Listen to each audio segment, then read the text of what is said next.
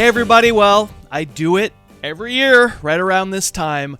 I plant 10 flags on 10 players whom I like, either because they're very talented or because they're coming at a very good fantasy football draft value or some combination thereof. The way we're going to handle this in this show, we're going to count down from 10 through 6, and then we'll have a subsequent show where I count down flag players 5 through 1. I know a lot of you anticipate this list every year, talk about it on the podcast. Happy to talk about it here. Let's get started. My number 10 flag player for 2021 is A.J. Dillon. Even since I picked him from this list, it's felt like his ADP has gone up a little bit, and this is not at all me saying that I don't like Aaron Jones. Aaron Jones should be a borderline first-round pick, but we'll show you these plays from Dillon, and I think they give you an accurate picture of the kind of power and just like low base, low center of gravity that Dillon brings. It's the LeGarrette Blount comparison. It's real. Now, hopefully, Dillon is a little more direct, doesn't dance quite as much. But the reason to take Dillon in maybe your 8th or 9th round, something like that, is Jamal Williams always had a role in Green Bay's offense. Jamal Williams touched it 10 plus times a game. And I will admit Dillon wasn't used a ton in his rookie year, but from what I see here, I think he's a better runner than Jamal Williams. I can't tell you that 2 Green Bay running backs are definitely starter worthy for fantasy from week 1. You know, sometimes 2 guys from the same team, sometimes that does happen for running backs on good offenses. And that's why, of course, because we don't expect 2 Green Bay Packer running backs to be great for fantasy right away, that you're getting A.J. Dillon as a mid-round bench type player. But I still do think it's a possibility. He's going to get enough work that if Green Bay's offense is a total wagon, he actually could be startable as a flex. Plus, if Aaron Jones were to get hurt, you would hit the lottery with Dillon. Mid-round pick, he's there in the 9th. I'm usually taking him. Well, so you've heard me talk about my number 9 flag player enough, both on the podcast and here on YouTube, to not be completely shocked. It's another backup running back. It's Tony Pollard of the Cowboys. I sometimes pick these guys because I think they're going to be good for your fantasy team right away. And sometimes I pick them because I think they're going too late in drafts relative to the benefit that they eventually could provide if things go right for them. Now, unlike Dillon, Pollard probably has no path to enough immediate playing time, with Zeke Elliott being the main man in Texas, for Pollard to be a fantasy factor right away. But we will put a link into the show notes, and maybe even, I don't know, the producers might just put a graphic up with a link to the video that we did about Zeke earlier this month. Elliott just wasn't all that good last year. I can't tell you why. Maybe it was COVID. Maybe he was just out of shape.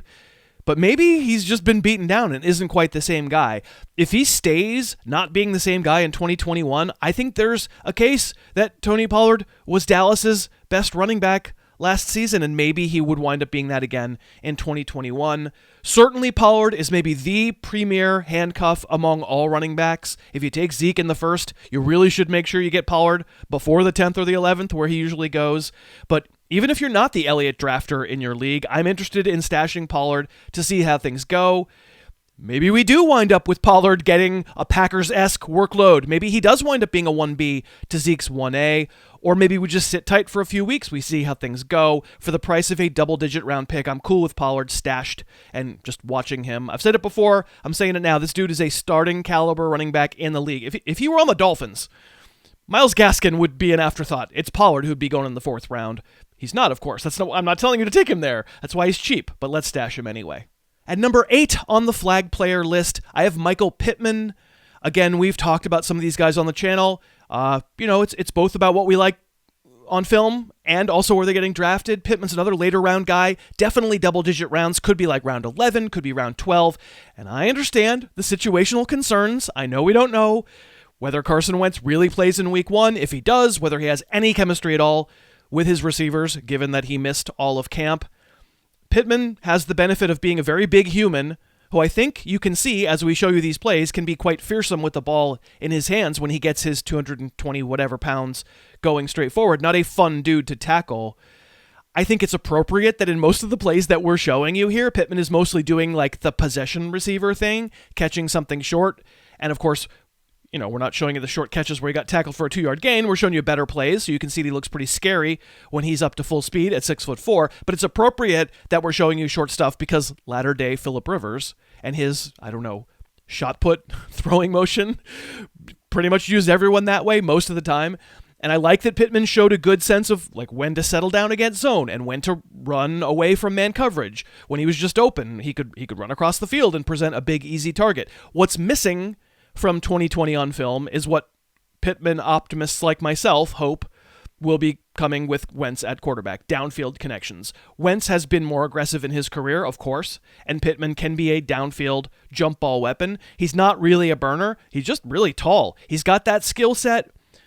Didn't get to show it that much in his rookie year. I think he could be that Kenny Golladay type downfield receiver who just outjumps people and makes plays one-on-one even when he's covered. I might actually have Pittman more than any other player in my leagues so far as a 5th receiver. I love getting him for the upside that I don't think his average draft position accounts for.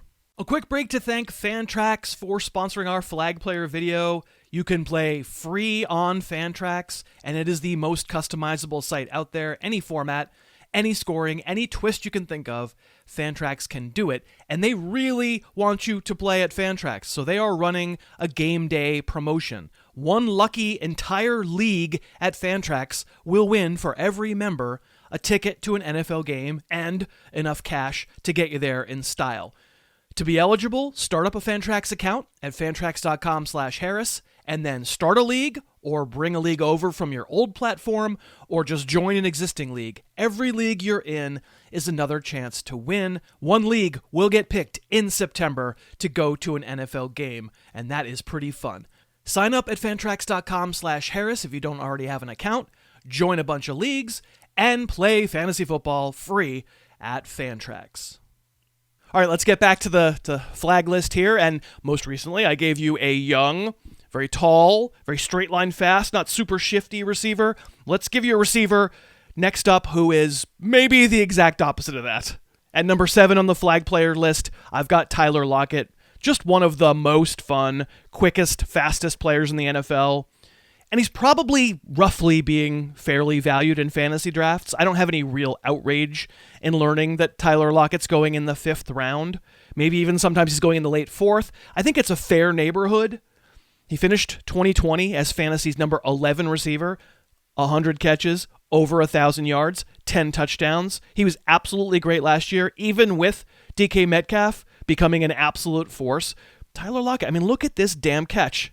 I want you to see how thoroughly Lockett gets bumped on the outside, and he played 60% of his snaps and gained half of his yards out of the slot last year, but he finds a way out of that bump, and man, trust from Russell Wilson, and what a damn catch. The thing I want you to take away from watching Lockett's film is, dude is a baller. 180 pounds soaking wet baller. It's true, like a lot of number 2 wideouts, and like a lot of speed threats in the NFL, he can be up and down. And I'll talk about roster construction shortly, but yeah, you're probably getting 5 or 6 games where he can't get over 50 yards because he's not the number 1 on his team, and he's not your prototypical jump ball guy in the end zone. He does score some red zone touchdowns just because he's really quick and really clever. I just think Tyler Lockett is open all the time, incredibly so. And he deserves to be the second guy after Metcalf, it's true. But the idea that the Seahawks are too run-heavy, I think we're over that, right? It's always been silly. Now listen, it's draft season now. You need to be thinking strategy as well as players. Not all draft strategies and team constructions are going to allow you to take Tyler Lockett in the 5th. If you've already gone receiver, if you've already taken 2 of the top receivers, you might be thinking running back in the 5th, and that's okay.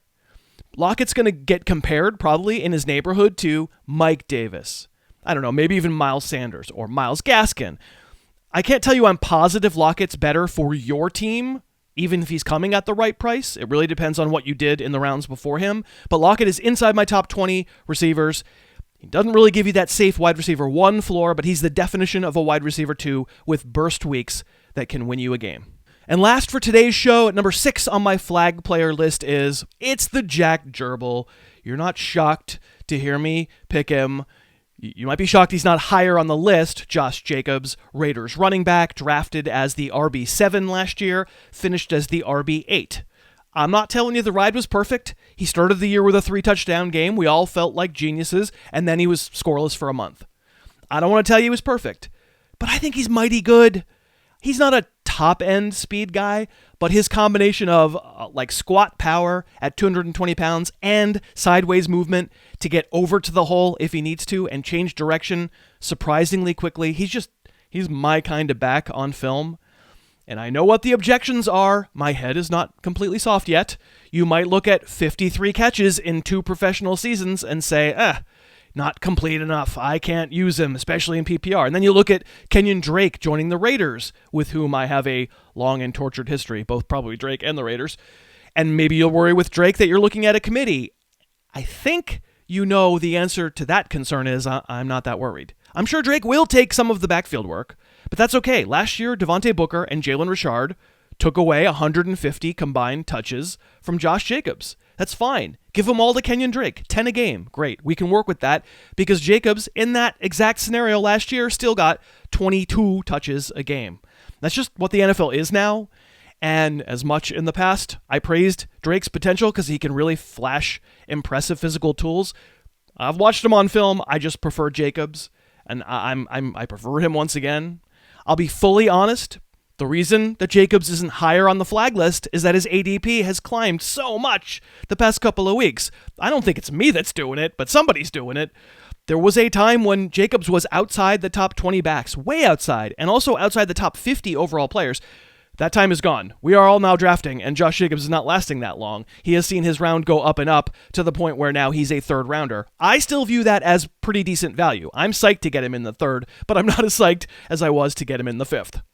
And with a 3rd round pick, you're looking for stability in a running back. I really think Josh Jacobs absolutely gives you tons of stability. Now, roster construction, again, really matters. And if you're going running back in your first 2 rounds because you're paranoid about the depth at running back, which you kind of should be, there aren't that many super trustable ones. Even though I like Jacobs, it'd be pretty hard to also get him in the 3rd. You might take a receiver there instead. A lot of our choices here, whether we get these flag players, will come down to roster construction. Okay, so that's the first 5 names. Have another video coming up real soon where we do the second 5 names, and that will be the 10 players on the flag list. Leave a comment. Tell us what you think so far, and or simply just predict who the next guys are going to be. And I will talk to you soon. Thanks for watching. Thanks so much for watching. Please, please, please smash that like button.